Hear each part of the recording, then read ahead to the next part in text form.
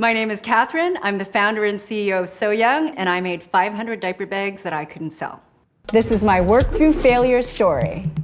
It all began when I became a new mom. I had an idea that came to me for a product. I'd find myself often holding this crying baby, being at my front door, digging through my purse, trying to find these keys, and I can't find anything. And as soon as I get it open, of course, I throw the keys right back into the bag, and it happens over and over again.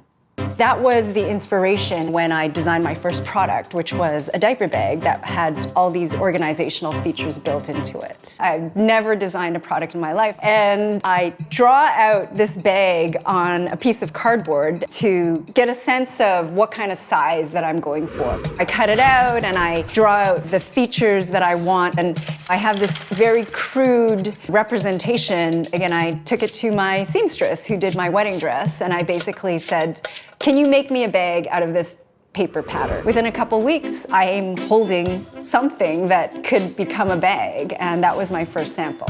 I talked about this idea nonstop. One person was like, "I know someone who might know somebody." So then I would follow up with that person, and I got led to a bag maker in Montreal. He was a character, a chain smoker. When I would meet with him, he'd be sitting there talking to me and chain smoking. I asked him if he would make me 20 more. And what I didn't realize was that he was also chain smoking when he sewed my 20 samples.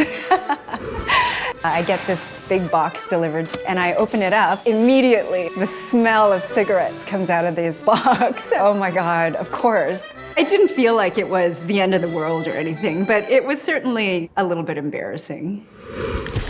It took me 2 years to find a manufacturer in China. There was a broker that I was dealing with who was the colleague of a friend of mine. It was my understanding that this broker was vetting the factory and going to visit the factory and looking at the production and the samples. And I ordered 500 bags, put the rest of the money into the production run, and that was it.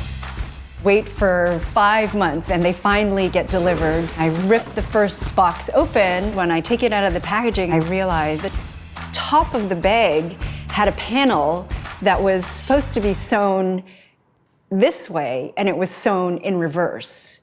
And I thought, okay, this is a mistake. And every single one of them is like that. All of this work, all of these years of going back and forth, and this idea that I had all in this moment, and all the money, I've spent all this money, it was a terrible moment. It was a moment where I thought it was over. I emailed, and the factory wrote me back saying, "We've never met the broker. The broker never came to the factory." So I'm pacing around my living room, walking in circles. I'm in shock. The miracle that saved me. My friend in Toronto who referred me to this broker, they had a strong relationship. They were friends. And he knew that I knew that he had lied to me. He made good to me, and he reached into his own pockets, and he paid for another production run. The process of having a business has taught me whatever is in front of me that seems so challenging, all I need to do is ask for help. Ask anyone and everyone for help, and know that it's going to be okay, that it might seem like the end of the world at that moment, but that in hindsight, it's always just a blip on the radar. Hi, I'm Alex, and I have a confession to make. I have failed many, many times, and so have you. And that is why I produced this WTF story, so that you and I could feel a little bit less alone. So if you want to learn more about founders who have overcome their challenges and worked through their failures, be sure to like this video, subscribe, and hit the bell to turn on our notifications.